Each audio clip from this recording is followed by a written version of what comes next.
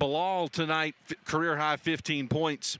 He commented, I asked him about, noticed him on the top of the key sometimes, directing things, calling out screens, whatnot. He says that he's getting more confident, and a lot of that has to do with the coaches. They're teaching and allowing him to grow in his confidence. What are you seeing from that freshman?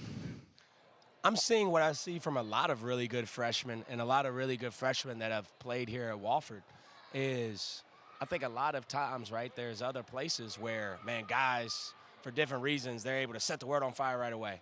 But the reality is in college basketball and the guys that have been really good here, it takes time.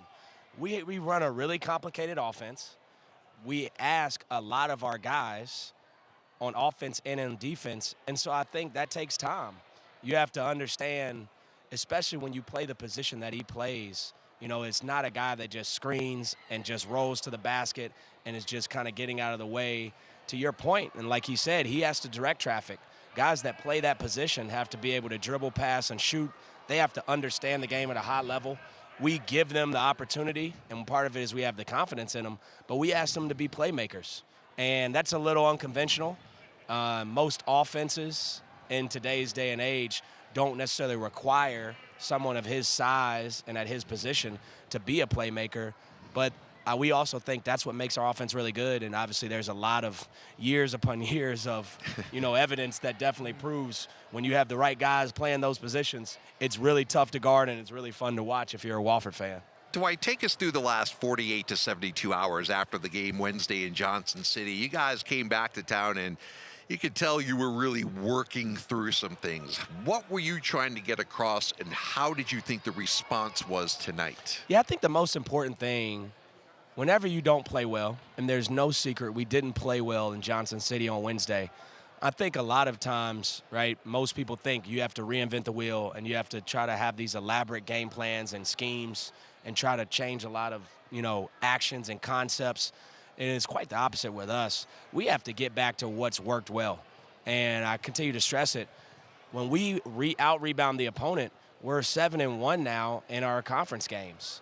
And that stat really encompasses how tough we're playing, how hard we're playing, and how together we're playing as a team offensively and defensively on the glass. And so for us, again, we gave up 19 offensive rebounds. For our program, that's inexcusable. And that's on everybody. We didn't do a great job preparing as a staff. Our players didn't do a great job rebounding the ball. But on the same end, I also thought we had a lot of good defensive possessions that because we didn't rebound, it basically was negated. And so we wanted to carry that defensive approach into today and still have great half-court defense, but finish with a defensive rebound. And I thought by and large we did that today. We out-rebounded a really good team. Malora Brown, I think, is one of the leaders, if not the leader, at offensive rebounding in the league. He had 0 offensive rebounds.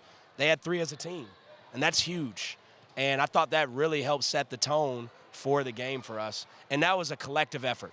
That was obviously Kyler and Bilal and Jeremy doing a great job limiting his rebounds. But I thought our guards did a great job being involved and able to get some rebounds that probably would have gone to him. But as a team, we were able to rebound down, and we were able to make it a collaborative deal. And as a result, we out-rebounded a really good team, and that played a huge role in us getting the win. 21 assists on 27 makes. That goes a long way toward getting a win, but it also means that your guys are sharing the ball and you're running your offense effectively. 100%. I thought we actually got great shots in the first half. I think we shot 15% from 3 in the first half. We were maybe 2 for 13 if I'm not mistaken. And we probably shot 11 or 12 out of those 13 shots. They were great shots. And one thing we talked about at halftime, guys, if we continue to guard and we commit to guarding and we commit to limiting them to one shot, the shots are going to drop. The ball was moving, to your point, Tom. It didn't show up in assists and made shots in the first half, but we continue to move it. Our guys continue to trust the offense and continue to share the ball. And as a result, we went from going 2 of 13 from 3 to 9 of 13 in the second half. And in large part of that were the same shots, but the ball continued to move and our guys trusted it. And I was really proud of our group effort. Like you said, 21 assists, 11 turnovers. You can win a lot of games doing that.